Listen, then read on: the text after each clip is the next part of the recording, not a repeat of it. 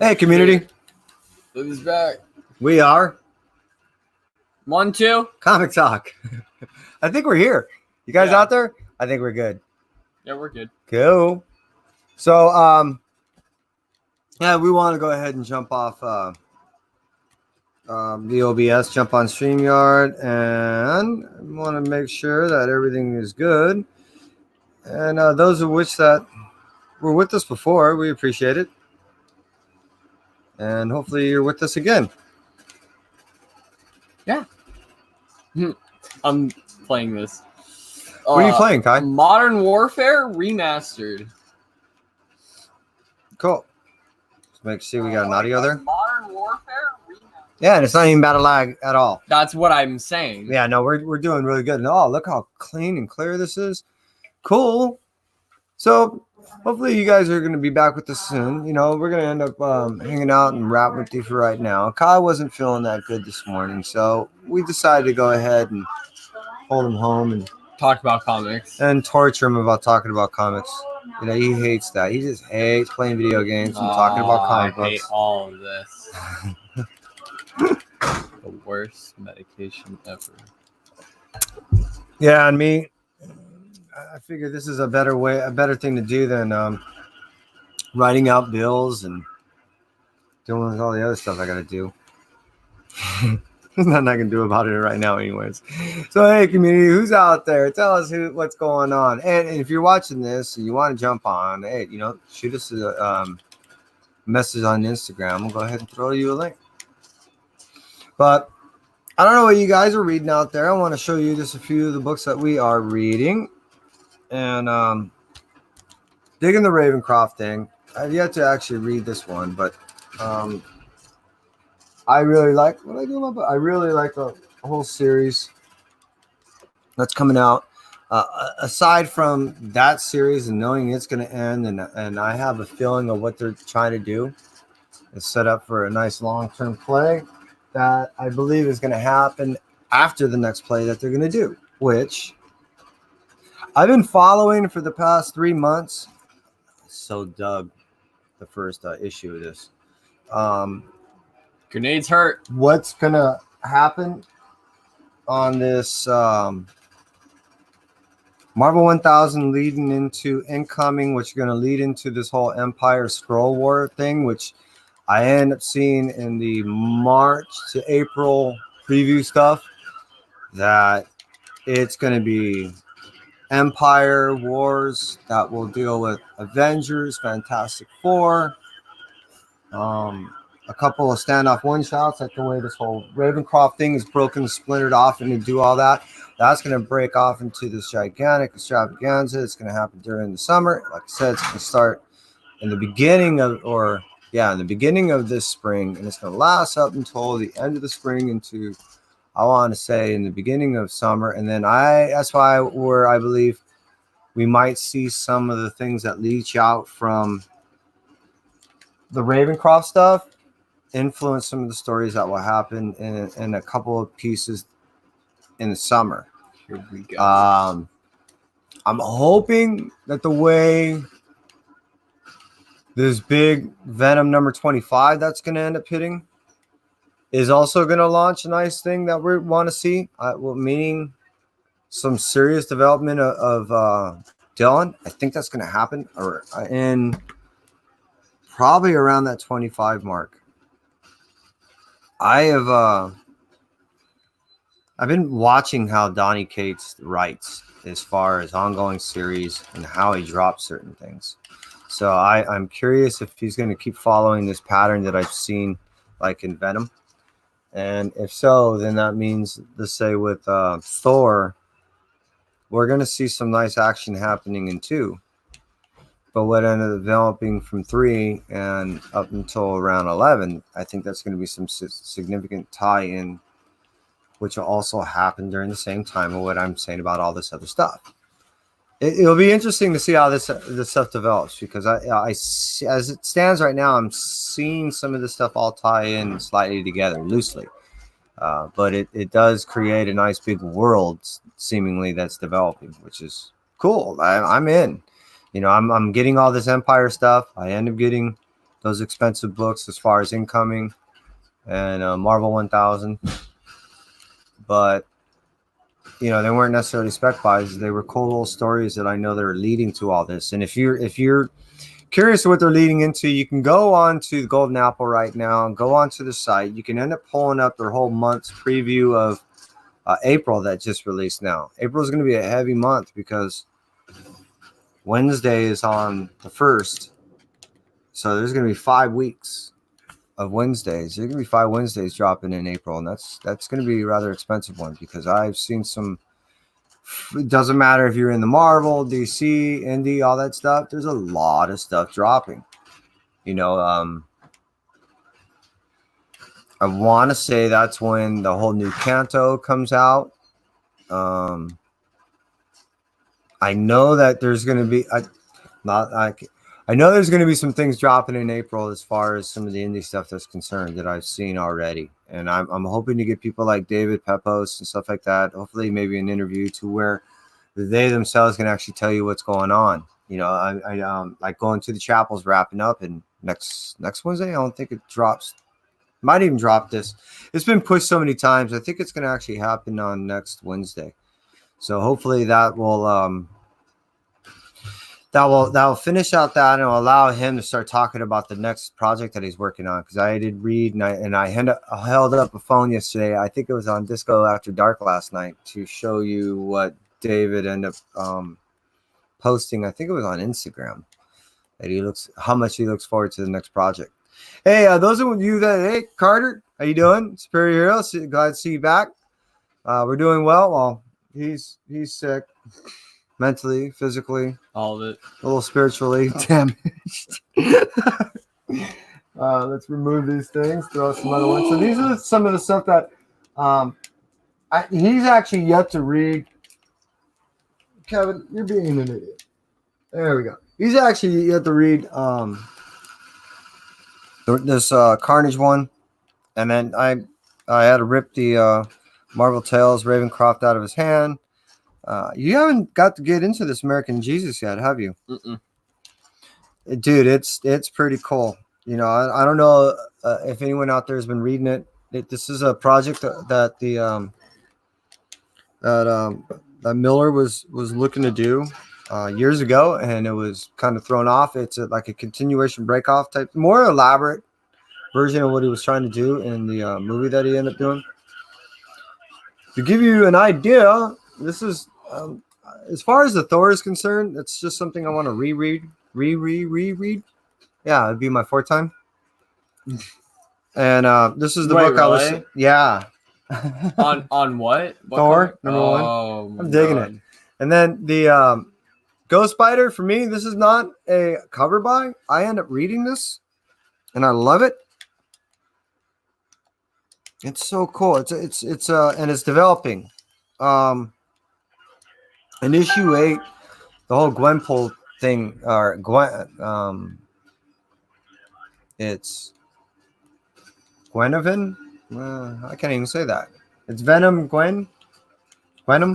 Anyways, Gwenom. I'm gonna hurt myself. Yeah, you already are. The whole suit comes out. I got an A and B of this. I still yet to read this. I still yet to read the whole Dracula one. Got the A and B of that. I don't know if you guys are reading Ghost Rider. I don't know why people don't. Ghost Rider's been out for so long, and this is gonna sound funny, and all pun intended. It's funny because it must be just an occult following. I get it, cult Ghost Rider. Bad jokes. Superior Hero Reviews is here. Gray Man is here. Slab Dragon Carter Lee. TJ. We got. Who else do we got? Superior Hero. Yeah, everyone's here. Hey, and if you want to jump on, just throw us a yell out, and we'll shoot you a link. TJ, you'll dig this. I don't know if you saw, but we were at Torpedo Comics a few days ago, and Mr. Jim Lee was there, and Mr. Donnie Cates was there. I have a few books of Jim Lee, but to rationally break it down for me, it was difficult to spend the money for him to do any signing on any book that I own. And my reasoning was this: please, in the community, tell us if I'm way off. Carter, how's it going? He said he's reading American Jesus and that the first issue is really good. The second issue I had to read twice just to read it completely like it so far, and definitely a little bit different than what I thought it was.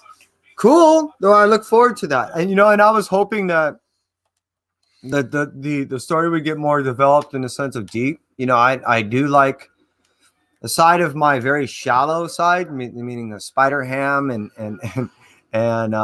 Spider-Man and Venom Double Trouble. Aside from my real easy shallow side and that 8-year-oldness of me, I like the hardcore deep things. I like the things that make you think, the things that you sit there and go, oh shit, I got to read this 2 or 3 times. Tom's comic books and reviews. Hey Tom, I like that stuff, because then you know that you are going to be in for a good ride when you start getting heavily into, how should I say, multi dynamics within the characters and within the story.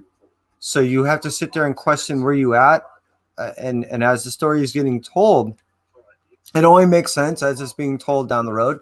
I like that, because it does challenge you as a reader a little bit, but I like the fact that you have to be a little more passive to allow you to be active in the understanding of what you're reading, if that makes sense. I dig that. I think it's freaking cool. And then that's why I also switch back and forth of going, oh, cool. Ugh, I don't have to read any words. I can just flip through this thing and just see the pictures. And then I go right into something heavy, like, this American Jesus, or, there's a couple other books out there that I've been reading. Aside from that, TJ, what I get back to what I was making mention is that Kai and I end up going to a signing, and while we were there, we end up picking out a bunch of books. If you want, I invite you guys to go ahead, check back in some of our past videos that we did on our part 1, 2, and 3 of our Donny Cates and Jim Lee adventures. And what we end up doing is, first, even before that, we asked the community what books we thought of what we had, that we asked them to vote, I guess, on which ones they thought we should get done. So we end up picking out of that episode around 10 books, and then we end up having 9 signed. The reason why I'm bringing this up, TJ, is of those 9, I'm having 6 CGs. There were 6 of them that were being witnessed by CGC. So as opposed to like this whole box here, which we're going to end up bringing in the camera sooner or later, I end up having to buy a box, because that's where we're getting at with our slabs. It's and these will be our highest count of CGC, because the majority of my books that I have that were signed are, were so far back in time that, they weren't even, no grading company was even around back then. So we look forward to those 6. It would be Venom number 1, 3, 7, 9, a Thor number 1,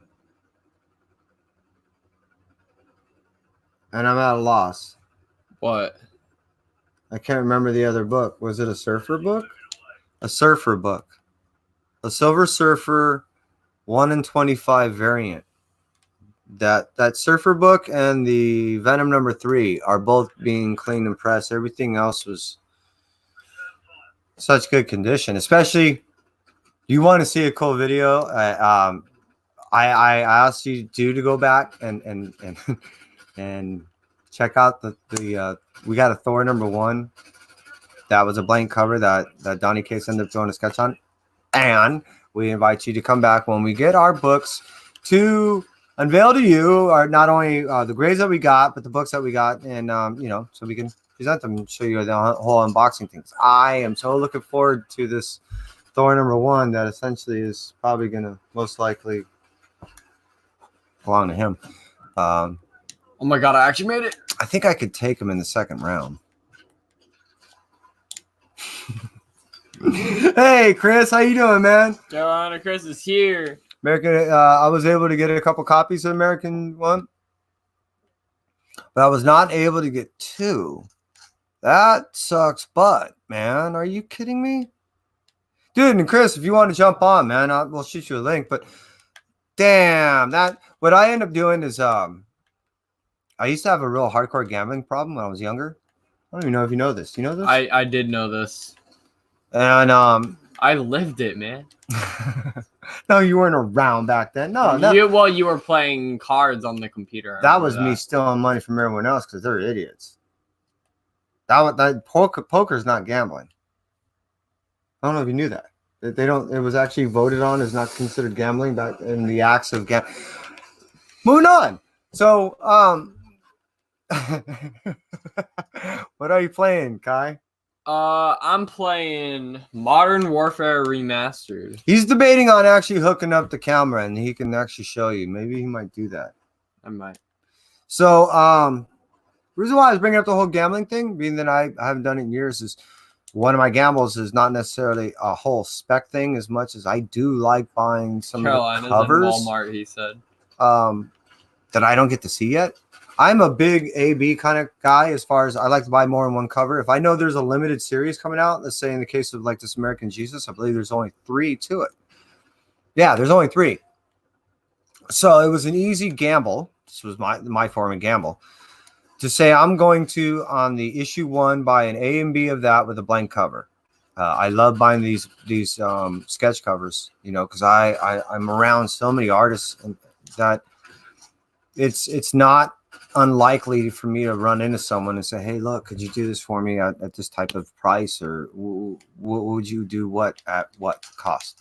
So anyways, moving on from there, of issue 2 and 3, I bought it all sight unseen online at Discount Comic Book Service.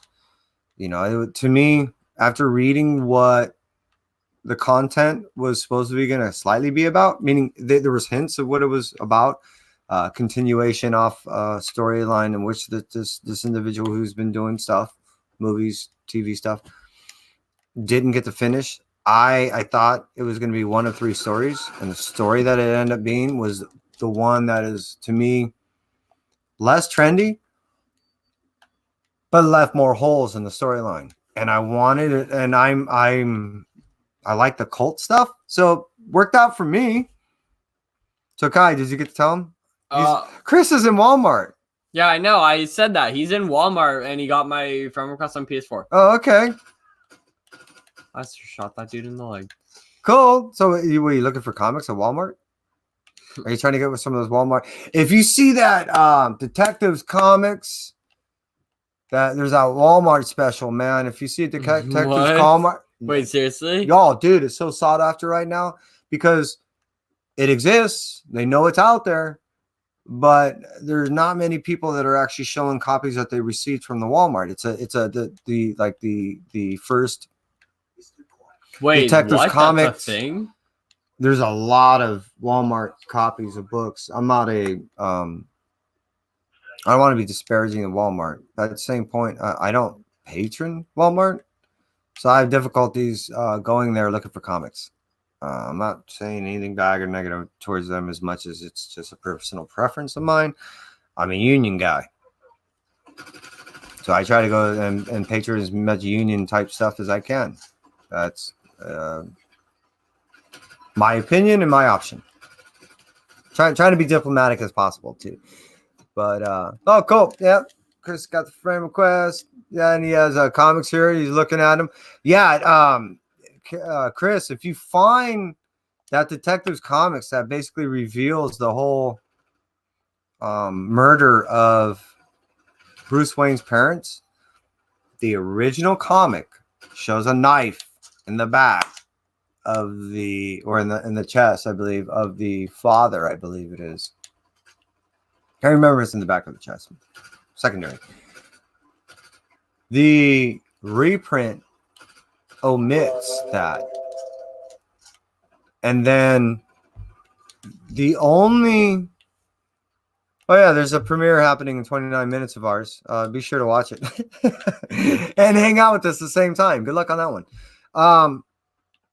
But the Walmart special, all of the reprints omit that knife. All you see is a dead body on the floor. There's no blood, no nothing. The Walmart special that's out there right now, that's going for a lot of money, actually shows that Batman. There's no Batman book. Okay. Yeah, it shows that Batman incident. And it's going for a lot of money right now.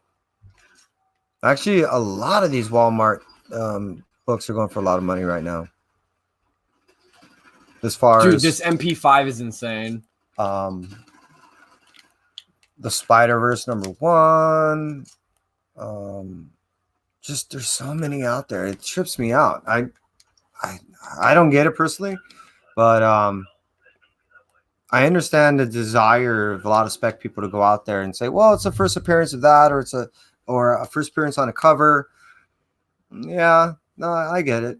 You know what I mean? And I have to admit, it's odd that sometimes you end up seeing these covers that will pop or be something that you desire, and they're in a bundle of 5 at Walmart for $10. You're like, how can my LCS have be forced to charge this when then you're going, oh, okay, it's Walmart. They're able to, buy so many thousands and end up knocking them out so cheap that they can pass that off to you, per se. I don't know. I don't want to get all convoluted. That's not what we were talking about.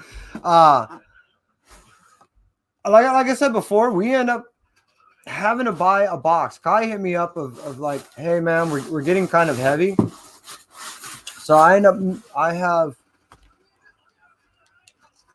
2 magazine boxes that I had to buy. One of which, because of the whole Black Label. You guys buying any of the Black Label stuff? And if so, where are you keeping your books?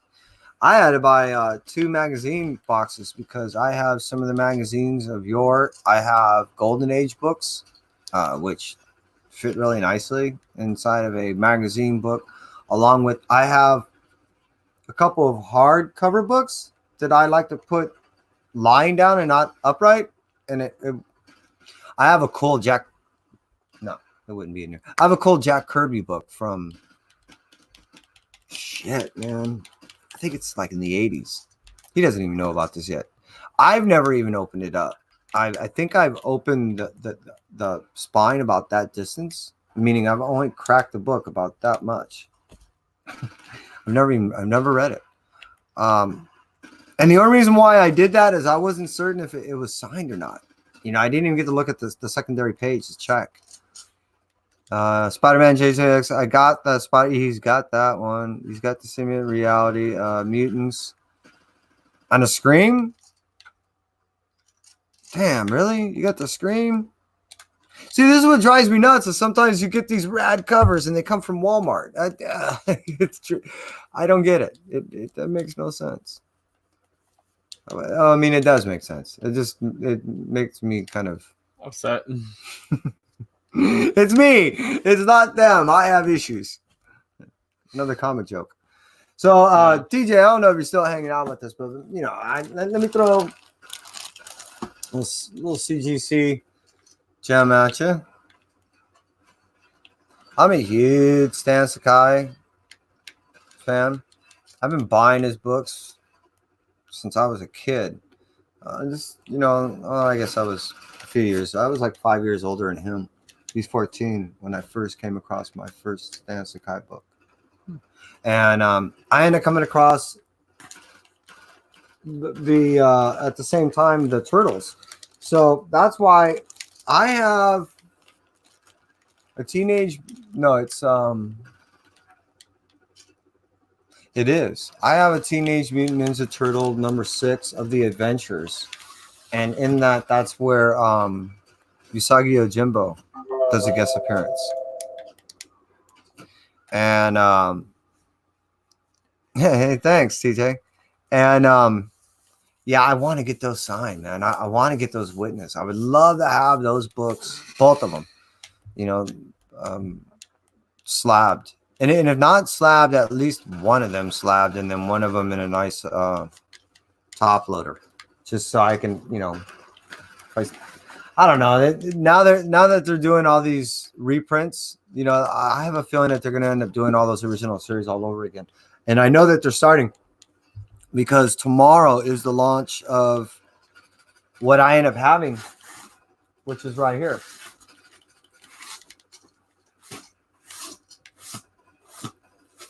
Which it goes way in the back. I did it in order by grade. You know, all my lowest grades are in the back and all the highest grades are up front.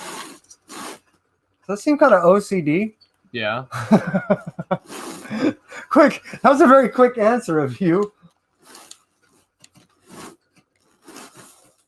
Jeez. Oh, and I did it in a certain way too, because I did it from non-signed, lowest grade to highest. Why does the slab have two B's?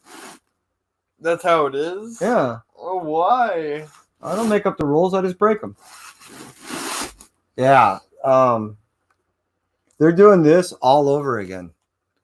And it comes out tomorrow as far as the original. How old is that comic?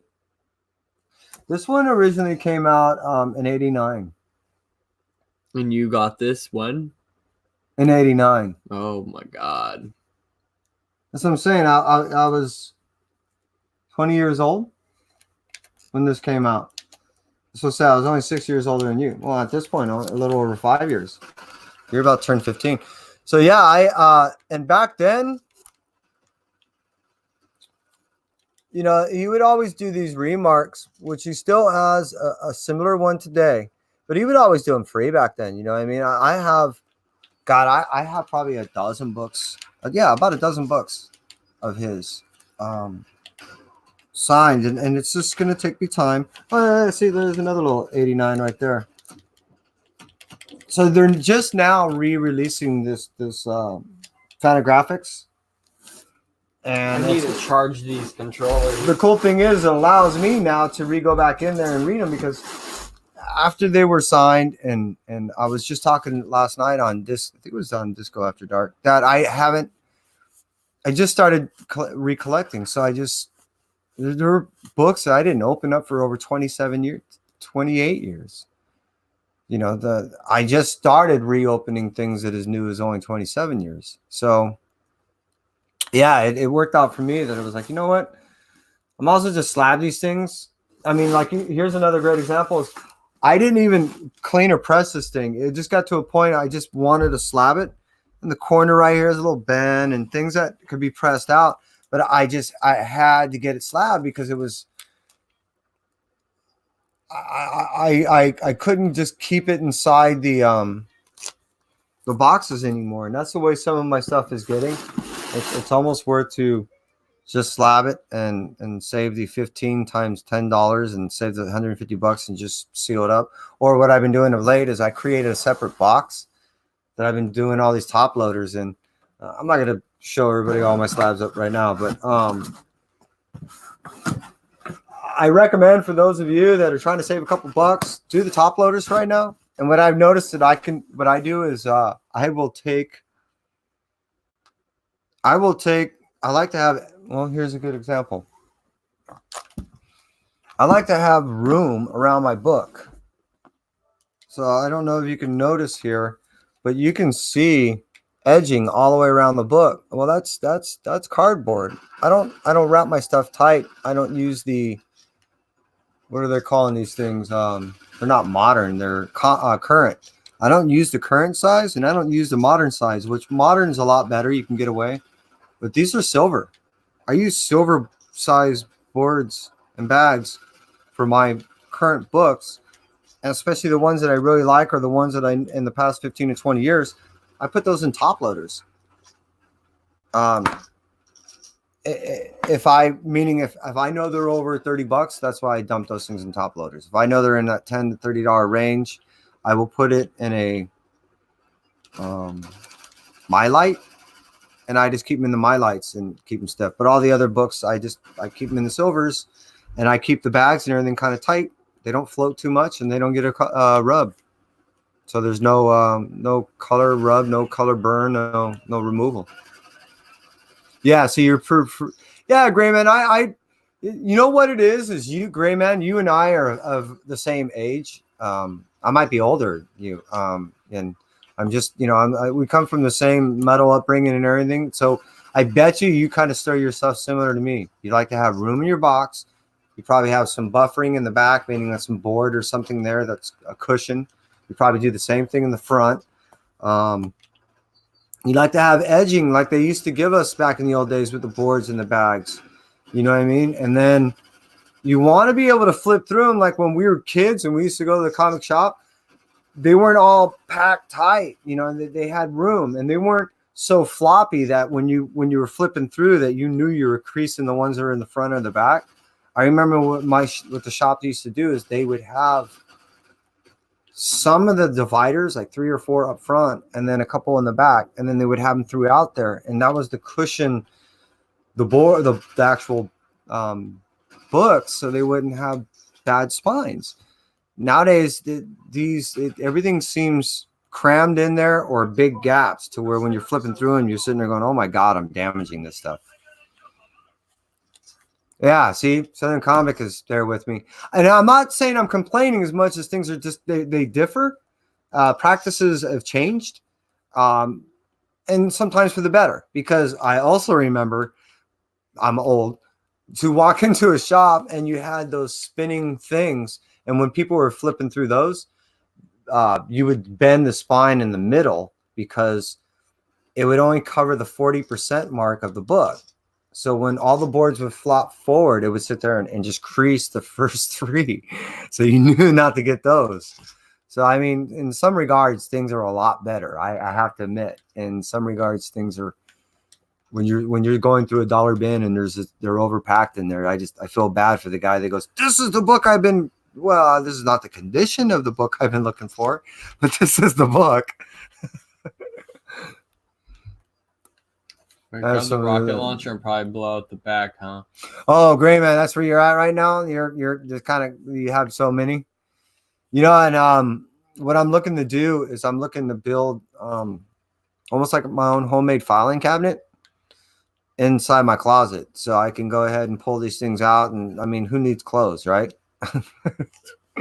And that way I can have them. And then even above that, I want to build it all the way up to the top shelf of the closet. And then on the top shelf, that will be all my my slab boxes, graded shit, or things I wanted way up and out of the way, or things I'm concerned. Because I have a couple of novels, like Gray Man, you'll dig this. I have the first edition of Good Omens, signed by Neil Gaiman and Pratchett. Is that book still worth anything? I remember when we checked, it was a lot, but has it gone down? Well, no, I can probably get a minimum $500 for it, but at one point it was going for over $1,000 in auction. But the cool thing is that I have that book along, like I said, this hard bound, hard spine Jack Kirby. It's just oversized. I mean, it's a massive oversized book. It's badass. So it does become a challenge. I'm there with you, Gray Man, to figure out where the fuck you're gonna put this shit. Congratulations, you're caller 10. You're live on the air. Oh my God. Hello.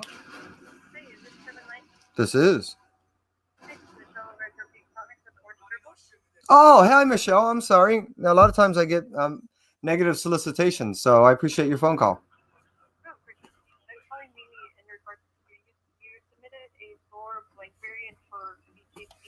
Yes. Yeah, and so just checking your paperwork. Did Donnie Cates, was he the one that drew this, or was it someone else?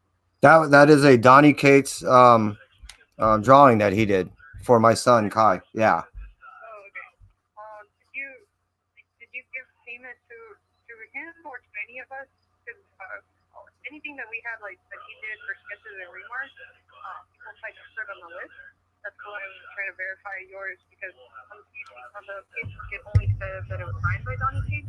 That's why I was calling to check those out. He suggested to do it for my son. After them two talking, he offered to do that for my son. Yeah, yeah. I'll let the owner know about that one then. Okay. Just making sure. But it is Donnie Cates. That is correct. That is Donnie Case that had done the artwork on there. And I have pictures, matter of fact. Yeah. Okay. No, I just I believe kind of draws kind of crappy. This looks about right. Yeah. That way the paperwork reflects it. Yeah, no, that wasn't Jim Lee. No, that would really suck if you paid all this just for that whole. Yeah, no. All right. Hey, no, I appreciate your phone call. No worries. Thank you so much for your help. You have a great day. Bye. What was that about? Community, that was awesome. And you actually heard a live phone call that I just had with Torpedo Comics. They're verifying that the sketch that was done for Kai on that Thor #1, and I was curious about this, that it was Donnie Cates and that it wasn't anyone else, or that it wasn't Jim Lee, who was also there, which I thought was funny. And I said, no, that was Donnie Cates. And they said, wow, he actually did a pretty decent job. So what you had just witnessed, was a phone call with Torpedo Comics, representative there contacting us by instruction of the owner to verify that the sketch that was done on that Thor #1 was paid for. It wasn't paid for. Normally, remarks, as they were saying in sketches, are additional to the initial cost of the signing, which we didn't pay. As I made mention, Donnie Cates actually suggested to do. Well, Kai said, hey, do you mind if you throw something on this cover for us? And he's like, oh, hey, let me do this. Kai's like, yeah, the owner would be great, if you could pump out a hammer for us. Oh yeah, sure. And I don't know if you saw, but on Instagram I had posted the pictures of Donnie Cates holding the book, Kai taking a picture for Jim Lee that was taking a picture, and I took a picture of Jim Lee and of Donnie. You could see it. It links up and it makes a cool panoramic shot. So, yeah, you have about 20 long boxes and 30 short boxes. Holy shit, Gray Man. So yeah, again, if you could, Gray Man, if you you could almost build like a dresser chest, large enough to where you can have like a file cabinet. If you secure it to a wall, it won't come tumbling down. Simple rollers, that way when you pull the drawer out, it doesn't tip down. That will assist you in the sense that it'll take up less room. It'll be easier than trying to lift these gigantic boxes, especially at our ages, man. It's getting tough. And then you can put stuff on top of it, which that's what I'm gonna end up doing. Is I'm gonna end up throwing on our graded books and shit like on the top. Until I can figure out how I can build me a house of comic books that doesn't get messed up in the rain. Or what we can do is what TJ did. He's got a whole house of slabs, don't you, TJ? You just live in a slab house. I saw it on John's Comics with Kids. The whole house is made out of slabs. Can't tell me it's not. I saw it.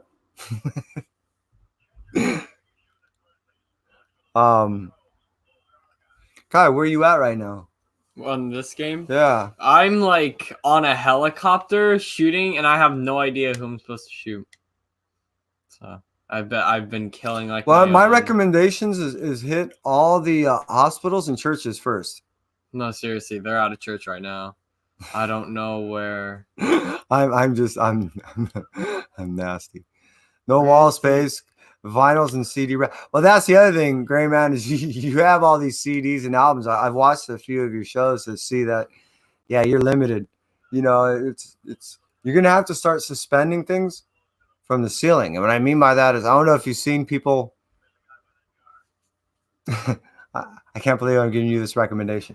What you can do is 1 foot below your, depending on the size of your ceilings, here in the States, we have 8-foot ceilings usually. You can put something that is 1 foot below, like a rack, and then you can put boards between those things. So you can slide things up there, and then you still have access. So as far as like maybe albums, you can have a whole rack up there against like an album. Against a wall, and you can pull out all your albums. And as long as, obviously, if the sun's not shining on them and everything, you're cool. And then go over like a foot or two, and then do that with CDs and stuff. I have all my CDs. I took them all out of the jewel cases, and then I just put them in like a case, and I just slide them in all these, so they take up much less room. And then it's in like a fold out case. So I just put all the CD sleeves in there, and then I can flip through as a reference. It doesn't take nearly as much room. The problem is you don't have all that original stuff. You know what I mean? Carolina I killed Chris, too many yeah, of my man, own envy the team. vinyl Now it collection. restarted.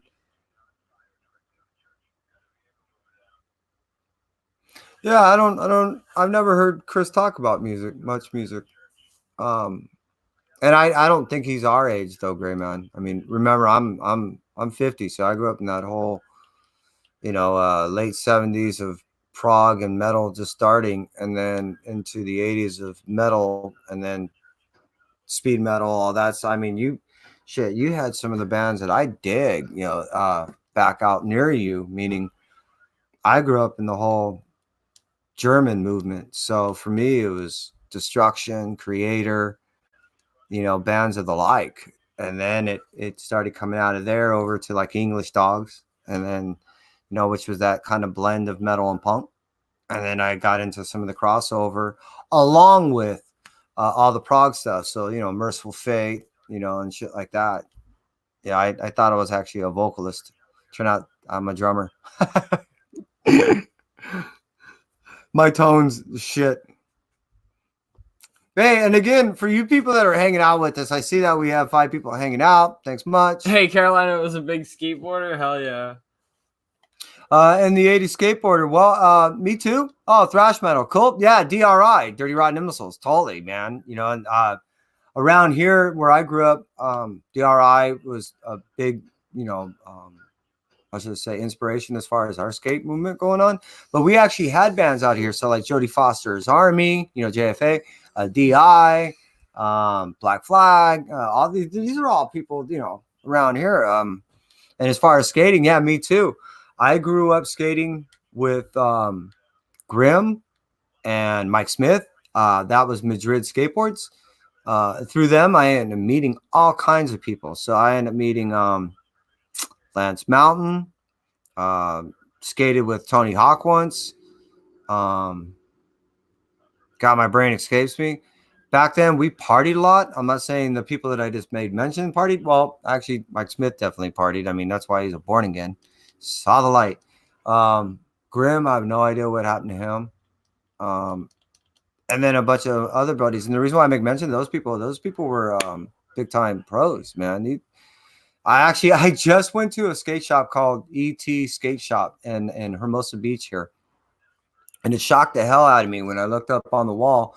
There was a Mike Smith board. I could not believe that, I just regressed 35 years ago. Holy shit.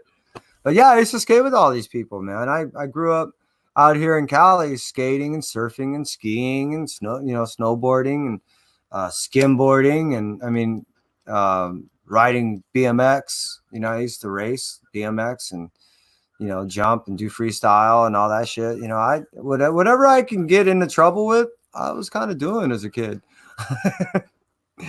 And that even went with trying not to be in trouble. So that's getting back to the comics. I started doing that thing when I was around 7, and then I got out of it when I was around 9. No, I think it was the church. See? If you damage the church, you can't do that, and they're hiding behind the church. Well, sure, yeah. Well, you're not supposed to hit in modern warfare. You never do that. You never attack religious. Well, you don't hit. You're not supposed to hit cultural sites. You're not supposed to hit religious sites. You're not supposed to hit, hospitals. That's all part of the whole convention, Geneva and all that other stuff. Yeah, military-wise, you're not supposed to do shit like that. That's why I said hit all the churches and oh yeah, schools.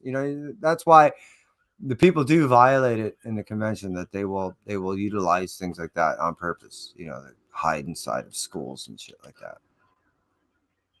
Because they know people. Well, what you're supposed to do? Well, you're supposed to flush them out, meaning you hit them with all the smoke. I got smoke. I only got a big I only got a big missile, a bunch of small missiles. That's what she said. Or a Gatling gun. Ow.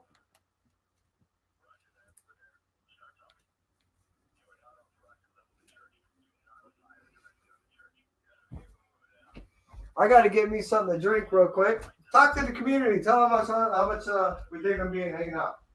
Yeah, we definitely go like us, subscribe, hit the bell, do all that stuff. We appreciate all you guys for hanging out with us. Hit them up with their reading. Huh? Ask them for what they're reading. What are you guys reading? First skateboard you ever owned was Gordon & Smith, and I cracked it jumping over 16 stairs going downhill. Yikes. Oh my God, something's wrong with the ice maker. Won't dispense.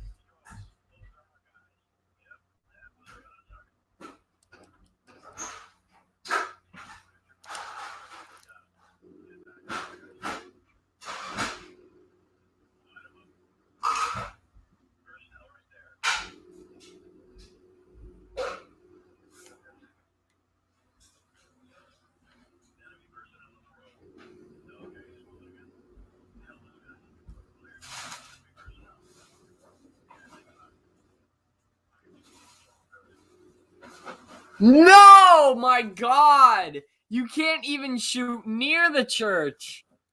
Well, yeah, you're not supposed to do that type of stuff. My God.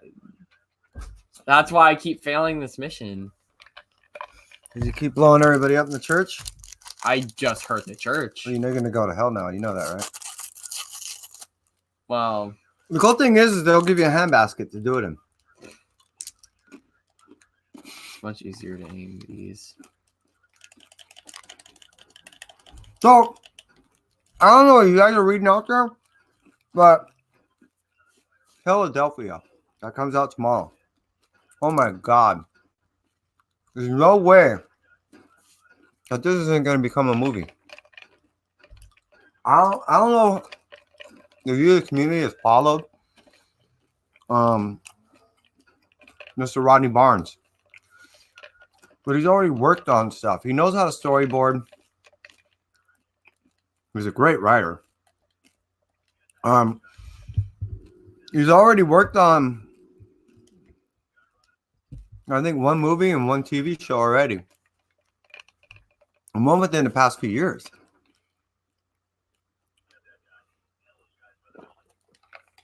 You're only reading old stuff. Gray Man, did you check out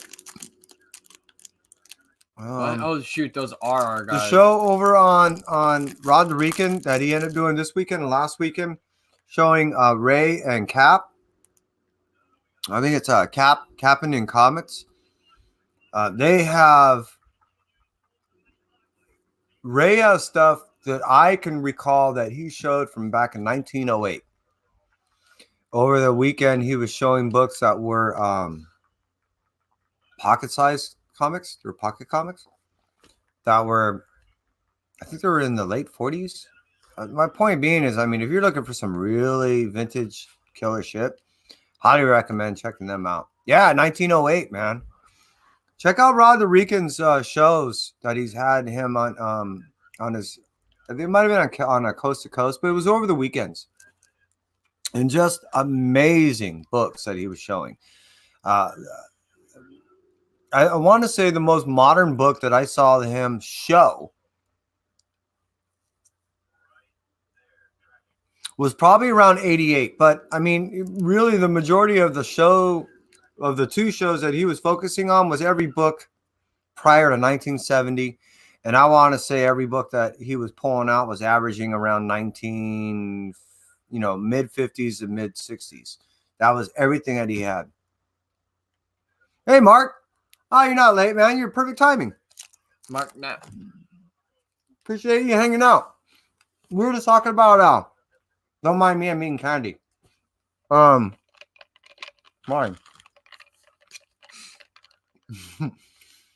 About Rod the Rican show that he had over the weekend. Last weekend too. About a guy he featured named Ray, and he has a buddy with look his at this cap. big missile. Look at this big missile. it takes forever to load, and then you just wham, and then kaboom. Wow, you're decimating stuff. Well, I can't see anybody. Well, because it's so zoomed out. This is the most powerful missile. This is like the small missiles, and then this is the machine gun, which zooms it in all the way. Yeah, that allows you to see what's going on. This is an enemy. Anything without a strobe light on is an enemy. Kai's playing a game. What game are you playing, Kai? Modern Warfare Remastered. And I keep telling him to get the other camera so he can put it on here so he can show you what he's doing. Oh, now you can see the bodies.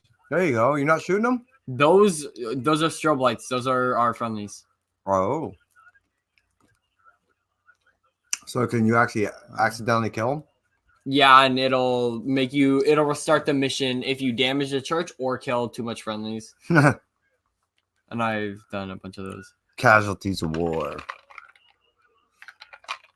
They even tell you in certain situations, they're like, do not shoot those vehicles. Those are civs. So to give everyone a shout out, we have the Gray Man hanging out with us, Carolina Chris. Hope you're still there.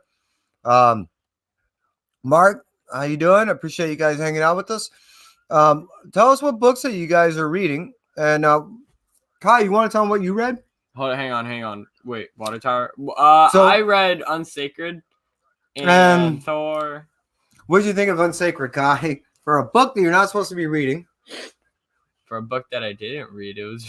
Yeah, it for a was, book you didn't read, it was excellent, wasn't it, Kai? First two issues. I don't know if you're reading. For some people, things like this might be just strictly a cover buy, but the book at first, for the first issue, gives you a decent tale, decent story, great setup. I also read Pretty Violent number 6. Yeah, we'll get to that in a moment. And then the second one seems like it's a bunch of almost newspaper style done clips that they just inserted in there.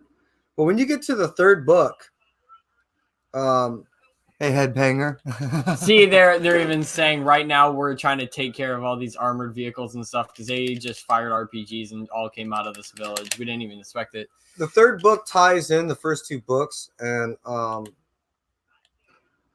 it basically, the writer Mirka challenges you as the reader to be a lot more involved.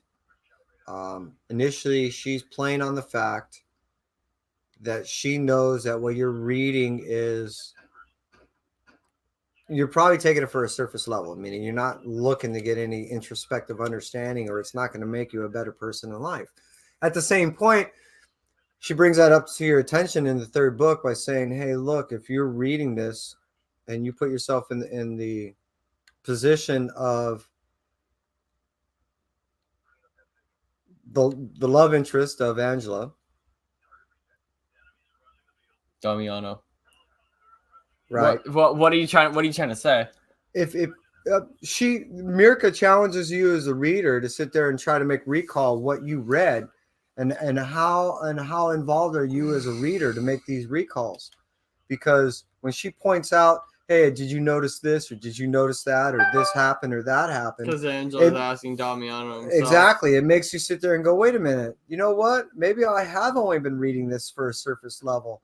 You know, more times than not, depending on what you're reading, you sit there and you start questioning what you're reading, and you look almost at it in an investigative way. You know, you're being kind of forensic on what you're reading, try to have deep understanding. Well, sometimes what we read, we just take it for granted that it's just something lighthearted or surface. But in the third book, brings it to your attention that that's probably what you're doing, forcing you to pay a little more attention to the reading, which I think is brilliant. Worth it. Yeah, it connects it better if you do.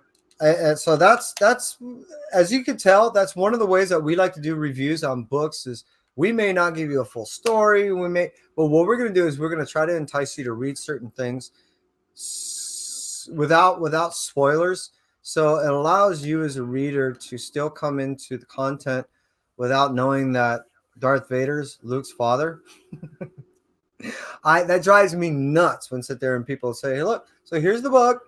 I don't mind people showing me certain arts, or I don't mind reading certain captions or clips. But I don't feel comfortable about someone showing me every page of a book and calling it a review. I that's me, I guess. I don't know.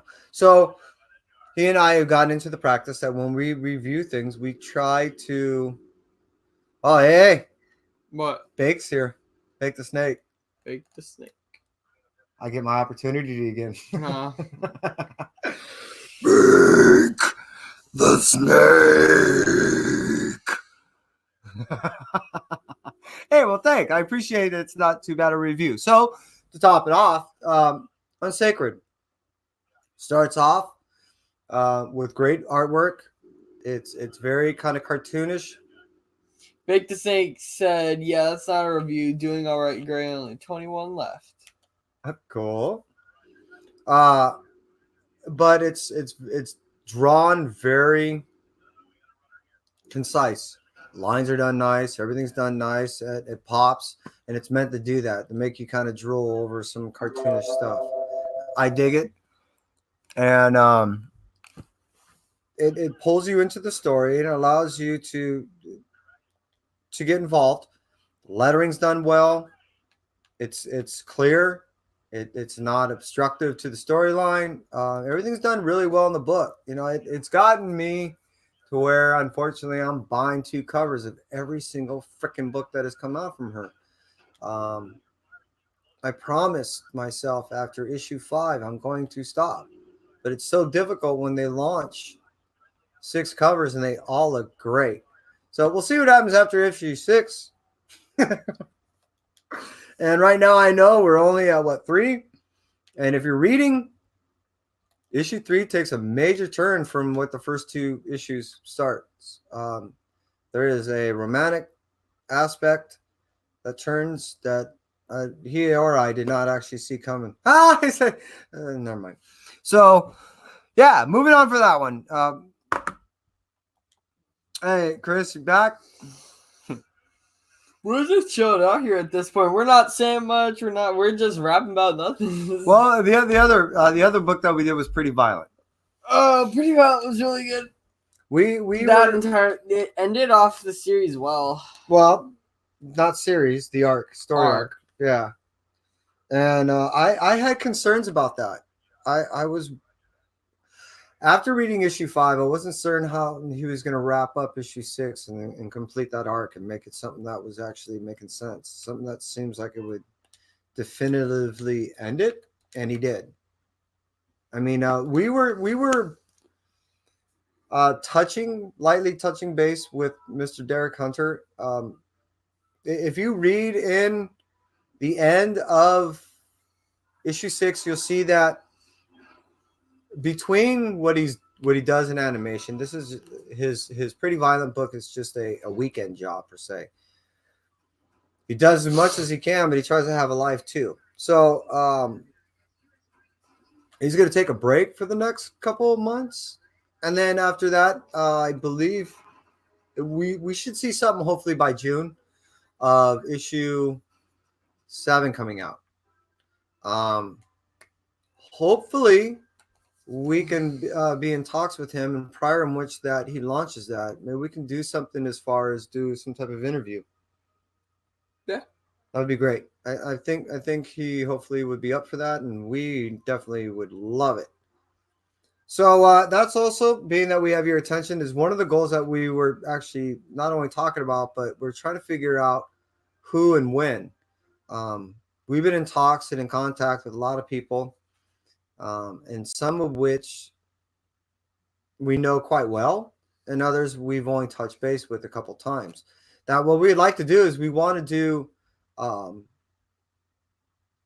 interview, keep it under a certain duration of time, and then go live with these artists or creators or both or whatever, either hanging out with us here on the couch or jumping on the stream and then hanging out with allowing the community, you guys, to be able to speak with them directly also, and then to hopefully correlate it with what the interview that we had done prior, the little clip, continuing that, you know what I mean? So if they're talking about an upcoming book or an upcoming series or whatever, we can go ahead and have talks and questions about that for a while. So Kai and I were talking about that, and that's what our goal is going to be. We're going to work on that in the next month or so. I know I'm going to be busy in all of March, so it more likely won't happen until probably April. So hopefully look for that in April. Hopefully we'll start doing some interviews and then doing some live broadcasts, live streams with artists and creators, allowing the community to go ahead and have talks with them directly. Look at that outfit. It's cool. That's pretty rad.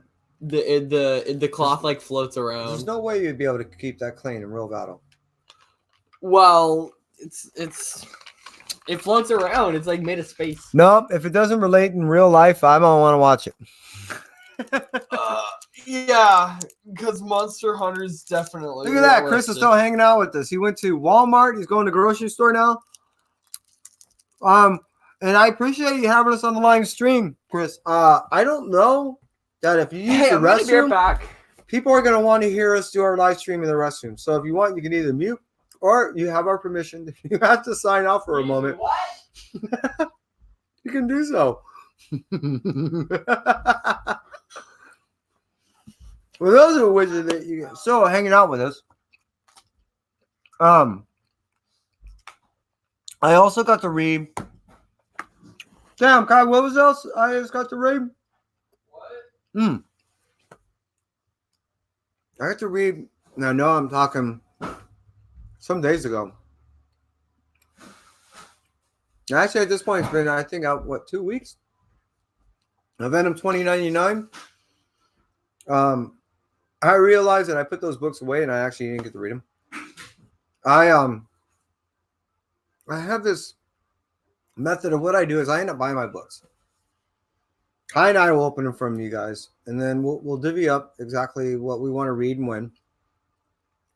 And as we're doing that, he gets to read them, but I don't. What I end up doing is I end up logging all my stuff. I spreadsheet out my shit.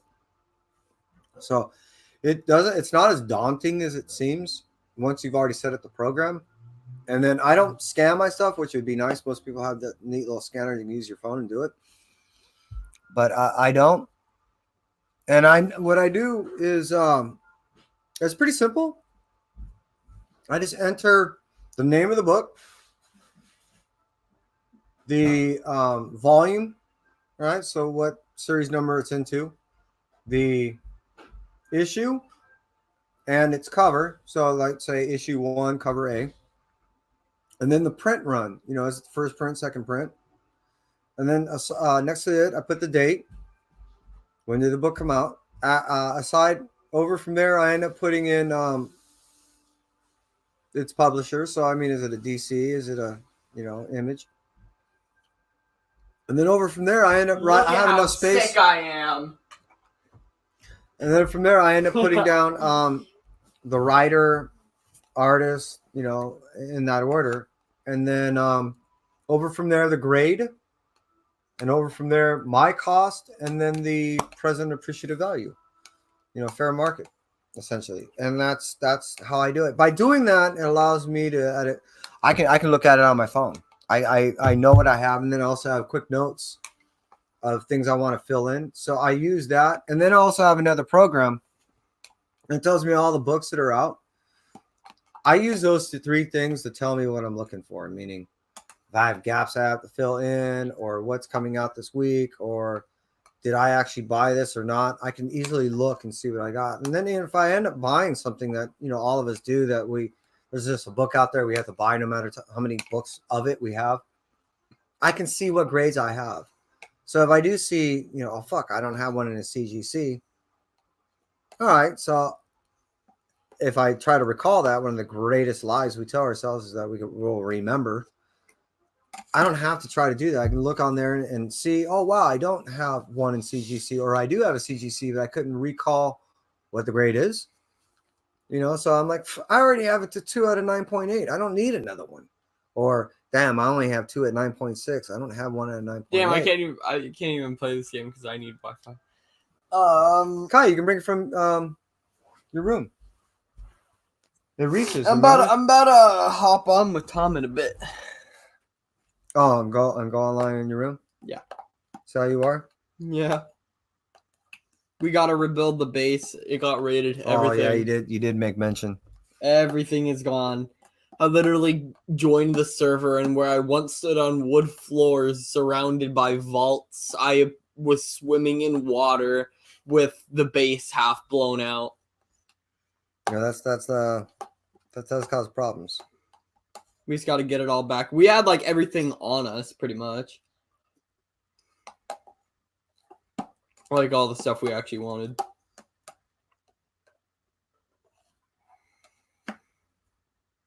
So again, what other reason you end up doing?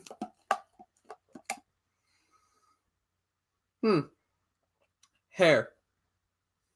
Oh, well, it had to be yours. Probably. You end up doing pretty violent, unsacred. What else? But I have a beanie on.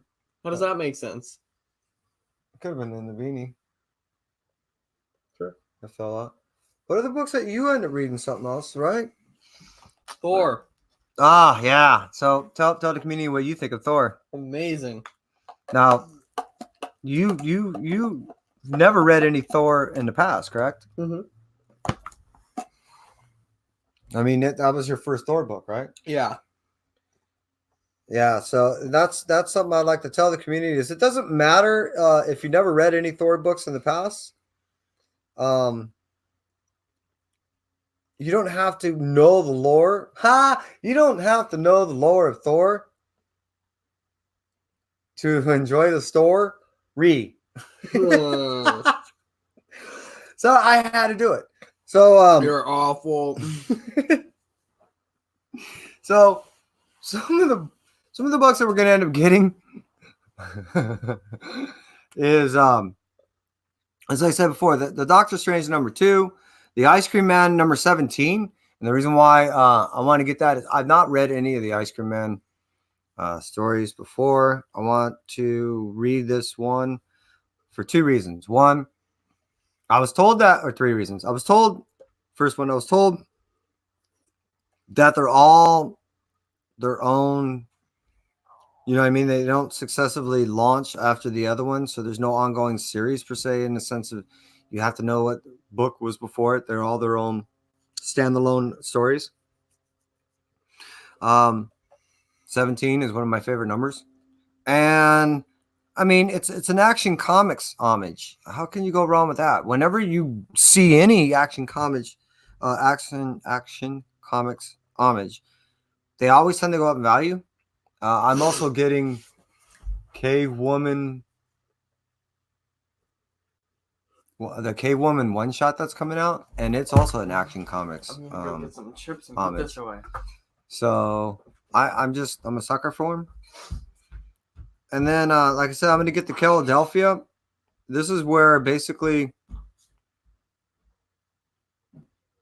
I'm trying to best lead you up. The first two books in Philadelphia, it's a story of basically vampirism. It's a story of a detective trying to find information on his father, which is also a detective. He does find his father. He's also informed that his father has been missing for quite a long time, prior in which that he does find his father. And he doesn't find his father in the condition that he expects. Knowing that what we're talking about as far as the story, I'm sure you can get an understanding of possibly what has happened to his father. You end up finding out that there's a history of vampirism, vampiric happenings. I don't know, however you want to put it. In history, as far as in the United States, This is for the in past what? 100 years, this is Philadelphia. Yeah, that's what I thought. And in this third installment that's going to be coming out tomorrow,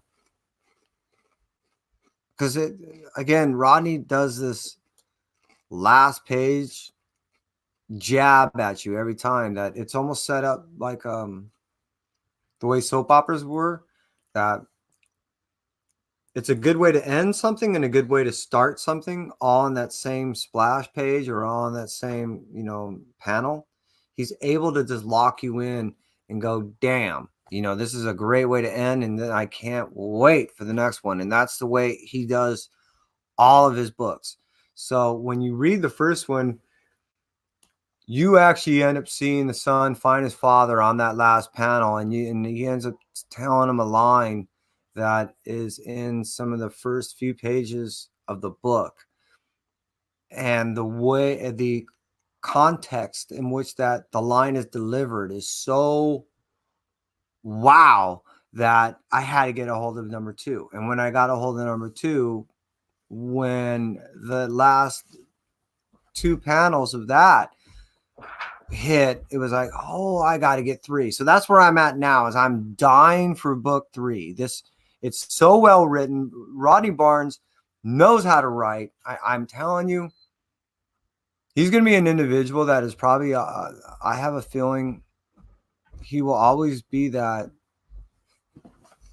how should I say, the batter box guy. He'll always be on the batter box waiting to come in as far as writing in TV, like a TNT or some type of streaming service. He just needs a good shot. He just needs to be someone to throw money at him and say, dude, do one of your stories, because he has the ability to convey his ideas very concisely. And he knows the film world well enough that he knows how to deal with the people that are involved in that realm to be able to deliver his ideas. Now, you may be thinking, who is this, meaning me, that is telling us? Well, I've been working in the entertainment industry for over 30 years now. I have an understanding of how to work with production and how they work with people and how they warm up to certain individuals. After meeting Mr. Barnes, Kai and I, briefly over at a signing event, he has that ability. He has the understanding of how to work with these people and how to be able to convey his ideas and how to be able to deal with Hollywood. I really believe so. What I'm getting at on all this lengthiness is I'm hoping that he gets a shot, because damn, when he does, he's going to be delivering some killer stories. Above, above. I'm scrolling. Aside from just that, I'm a Scream fan, and ever since this Absolute Carnage thing spun off into Scream having her own ongoing series, I've been buying. I bought 3 copies of issue 1. I couldn't find, but the same copy, meaning I only found a copy A, and the other copy B that I found, I think it was a 1 in 25, and there was no way I was going to spend $35 for it. So I ended up buying 2 of those. I like buying 2 copies. I think I told Marvel this. Of an ongoing series, I will buy 2 copies of the first 3. That's just what I do. Because down the road, I always think I'm going to sell off a secondary copy as a run of, let's say, the first 5, or in the case of this, if it's an ongoing run, the first 3. I will sell, let's say the B covers of, 1, 2, and 3, unless they are incentives. And then I try to do an incentive sale, or I'll sell it off as individuals. Sounds like I know what I'm doing. Never sold a book in my life. So this is all theoretical stuff I'm just throwing out there. But Scream does have I'm going to mispronounce this, but we all do. Panosian cover, and that's the cover I'm going to go with as far as my secondary cover. I have already ordered my primary cover as a cover A, so I'm going to go to my LCS and see what I can find as far as the Panosian cover. And then Teenage Mutant Ninja Turtle comes out tomorrow on the 102. I'm looking for that 1 in 10 incentive. I really like that cover. I don't know if you guys have seen it, but it's pretty badass. I have the cover A coming, I believe. And then I'm going to stick with that until it's supposed to end the arc, I think, at 106. Something like that. That's probably when I'm going to stop. And then what I'm going to do is go back over all those I have from 95. So that was my goal, to go from 95 to 105 and see where I'm at, and kind of just binge read that as a is a series to piece together that art. You know, I wanted to get it. Depending on what it is, I like to read it as a binge. So especially if it's an ongoing series, I will take big chunks and just read it as a binge. That way, I have a better understanding of what I'm trying to process. And then Usagi Ojimbo, the color classics. You may have heard me mention earlier that Usagi is relaunching all that stuff, and I pulled out a slab to show you some of the original stuff. I'm looking forward for them I'm peacing out. All right, and I'm going to be getting out stream pretty soon myself, but I'm looking forward to get this new Usagi because it will have all new colors and stuff, and they'll probably do some expansive behind the scenes type stuff. I like to get all those. I don't know, those added extra little pieces. That's something I just kind of dig. The only thing that isn't gone is the base. Hey, comic community, I appreciate you hanging out with me still, man. You guys are awesome. But yeah, that's basically all the buys I'm going to be hitting when I hit the shop. Now, like I said, I've already have things that I've already ordered. But you know what I like to do? What I'm going to do is I'm going to show and slightly talk about the whole April thing like I was talking about before. And how I'm going to do that with you guys is, like I made mention, one of the places that I end up getting my information is Golden Apple Comics. I'll go on to them and they'll shoot me emails and they'll tell me, hey, look, this is what's going on as far as our deals that are consumed. Hey, Mike, how's it going, man? And so what I end up doing is I'm going to pull the whole world closer to me here. Is I end up going, as soon as I get a whole month in advance information, I go ahead and I work backwards usually. I usually go to the end of the month and come back. I'm doing something a little bit different, but what I'm getting at is I'm starting with April. And I always look that far in advance to figure out what I want to get. And if I can, I go ahead and do a certain amount of orders, especially of certain variants or incentives. I'll try to order those so I don't have to rely on the shop to have them. So, yeah, I'm already looking at Doctor Strange number 5. There's going to be an A cover, a B cover, Black Cat number 11. There's an A cover and a B cover for that. The cool thing about Black Cat, I don't know if you guys are reading it. I am. I really dig the Black Cat.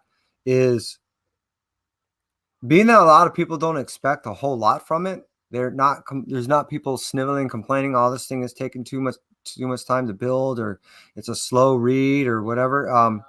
I'm digging it, and it is building a lot. And right now, after 8, issue 9 and 10, and I'm reading the previews for issue 11 right now.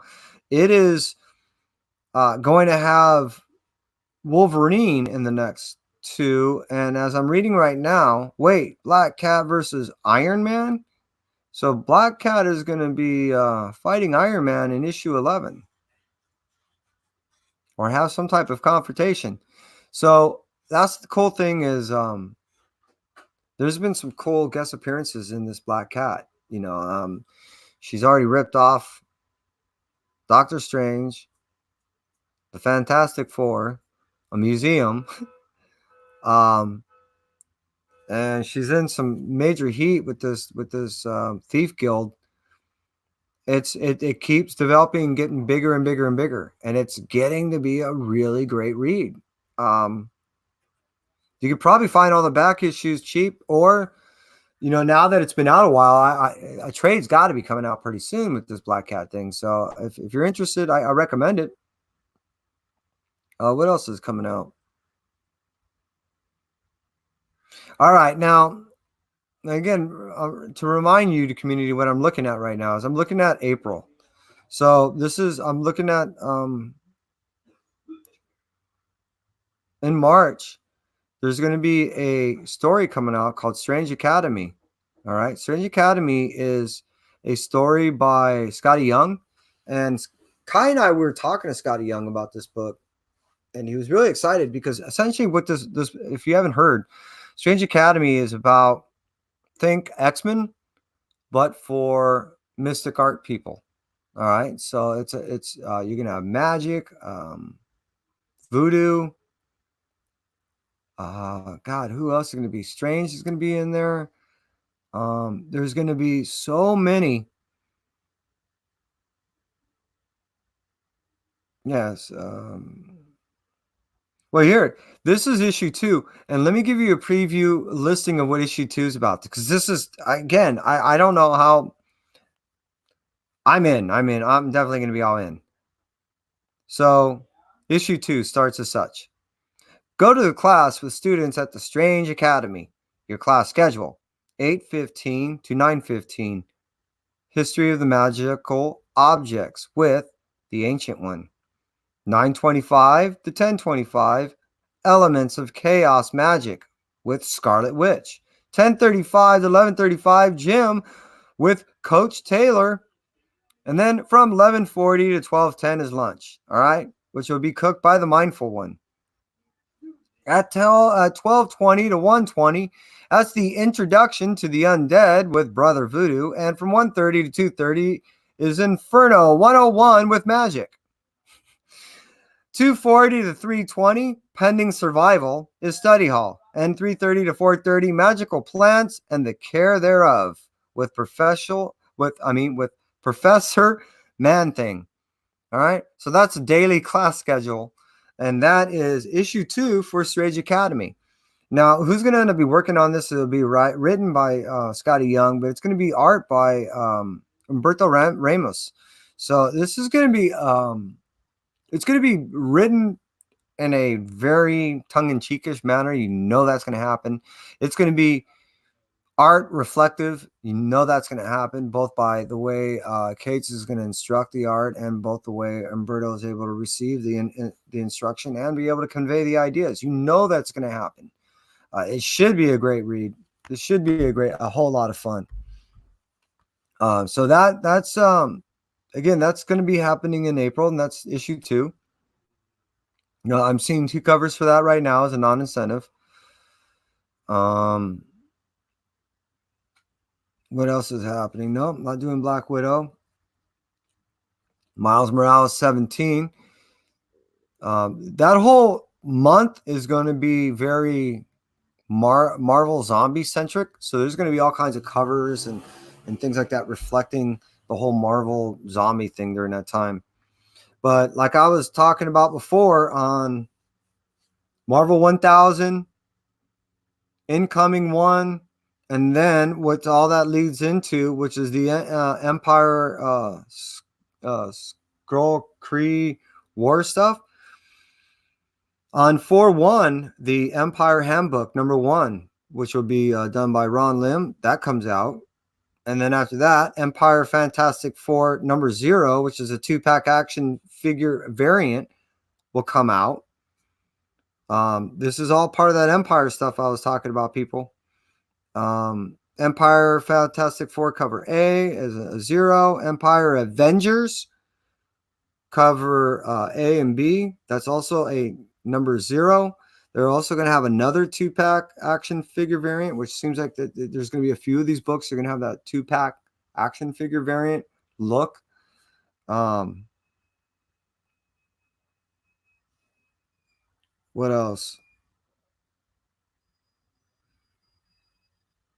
There's other Empire stuff relating to that too. I could have swore.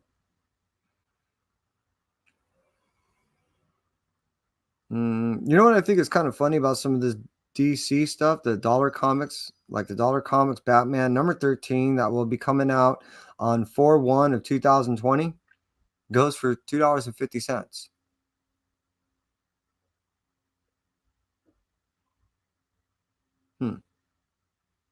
Dollar Comics Green Lantern #1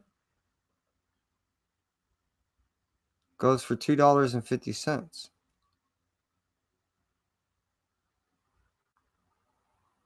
Is it just a name? I don't get it. How can a dollar comic be $2.50? Anyways, Strange Academy. Yeah, Gray Man. It looks to be killer. Like I said, it's a magical school. Marvel magical school. Precisely what it is. as opposed to the X-Men style thing. Think Magic Academy. I'm looking forward to it. After talking to Scotty Young about it. I'm definitely in, because I do not do team comics. Team comics they tend, stories get convoluted. They tend to go to so many different directions that it's all splintered. The continuity is just, I mean, that it's hard to follow sometimes because the individual writers want to take it in their own direction, and they're not speaking to one another exactly about the overall development of the world they're trying to do. And I'm not ripping apart all these people. What I'm just saying is my reasoning behind why I don't like doing a lot of these team related things. And then there tend to be, to follow it, you have to buy 5, 6, 7 different books that are coming out, on a regular basis. Sometimes, in the case of the way they did that Team of X, Power of X, every other week, and that gets to be pretty heavy on the wallet. So I don't normally do the team things. That being said, being that this is a whole new develop of a whole new team that is maintaining a single housed thing, meaning it's not splintering off and going in 1,000 different directions, I'm in. It's kind of like saying X-Men #1. It took a long time before the development of these characters to get to the point that they could start doing their own things, or characters can be introduced into this world and then go off and do their own thing. You know what I mean? So by starting not over, but starting a new and fresh idea of a team oriented storyline, but not having the ability to be splintered out and remain centric around this whole story, being that they're all new kids, it's going to take time to develop. So, which means I have a solid year or so of storyline I can go through without this thing blowing up and just getting so ridiculously out of hand that I can no longer afford to follow it. If that makes sense to the community of what I'm trying to convey. Am I looking at the right? Are you looking at the right GL1? Australia. What's GL1?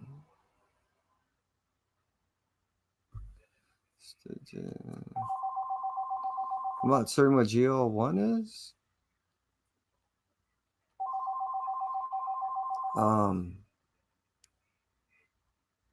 Not on the same page. Oh, Golden Apple. Here to take your call right now. Please leave your name and number, and we'll call you back as soon as we can. Yeah, I'm one of those few people who actually still has a landline. Golden Apple, if that's what you're. Oh, Green Lantern. Not looking at the same page. Green Lantern. It's a Green Lantern #1. I guess it's a reprint from 2011. That's what I was looking at. It's saying it's a pre-order book at Golden Apple site that would be available on 4/1 of 2020. That's what I was looking at. The Green Lantern #1 released from 2011. You were saying the dollar comics was $2.50. Yeah, I'm not understanding why they're calling these dollar comics. If they go it's kind of like you go to the 99-cent store and they say, "Sir, that's $5." You're like, "I'm not buying 5. I'm buying 1." Right, it's $5. Am I in the right store?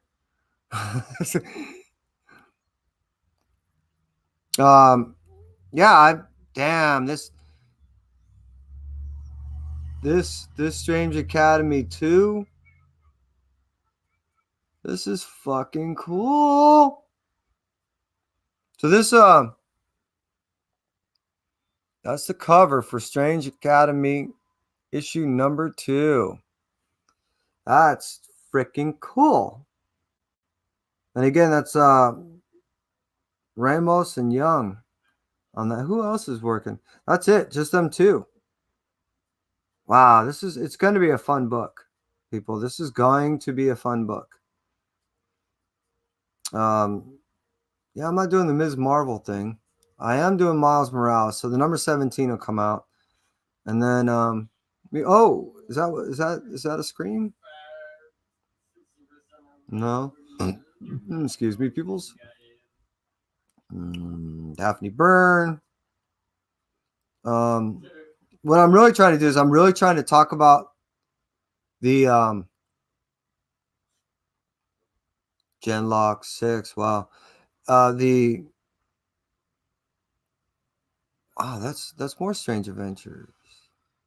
Is the Empire stuff that's coming out, because there's a lot that people are not. I don't think anyone knows about this. It's kind of, hey Mike, it's kind of something people are not talking about. I'm really gearing up on all this Empire stuff. I'm all in. I know it's going to be a killer tale from what I'm reading. I've been reading all this preview stuff. It's pretty cool. Especially, it seems like they're making it seem like all these the scrolls in the Kree have been here, like in the past war stuff that they, and we're only now calling them out. They're being fleshed out, and it seems like it almost like a last battle, something that would just eliminate everybody. Kind of curious how it turns out. Oh yeah, and then the last of the Teenage Mutant Ninja Turtles, and the Power Rangers, that will be on April 1st also. So that's the last of that, the number 5 of that series, and then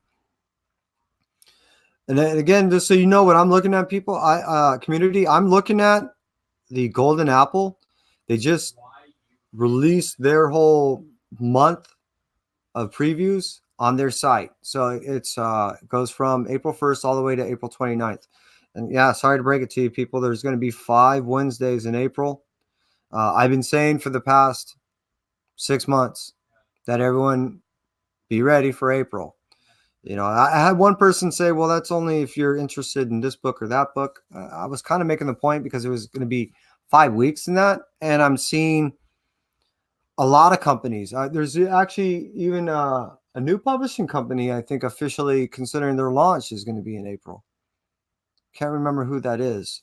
But again, prepare. April is going to be expensive. It's the beginning of cons on a mass level.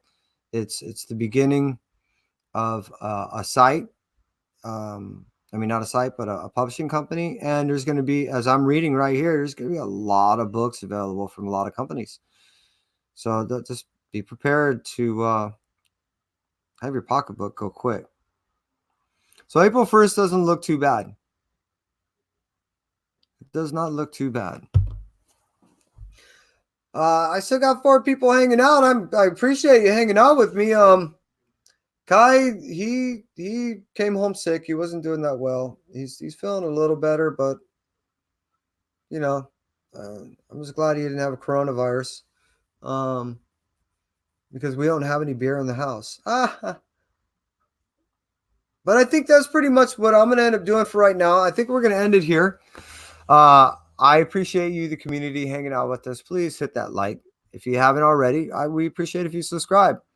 And if you could, throw us a comment. Tell us how we're doing. Tell us what you like. We end up throwing out a video today at 2:30. It was basically a review of some of the books that we read and some of the books that we're going to be looking at. Like I said on this stream, Kai and I are looking forward to do some interviews pretty soon. And on those interviews, we're going to end up pre-recording those. And then we're going to invite those individuals to guest on the show as we do a live stream. And then we're going to invite you, the community, to be able to inquire, who they are, how they are, what they like to do, how they like to spend their time, what they like to draw, and, get to know the artists and creators a little bit better. So you get to have an understanding of who they are and make it a little bit more, not so distant, a little more meaning to, what you're reading, make it a little more personable. Those type of things are cool. It's one of the things I definitely enjoy when I actually meet these people. So from us at 1-2 Comic Talk, we appreciate you hanging out. You stay well, and we are out.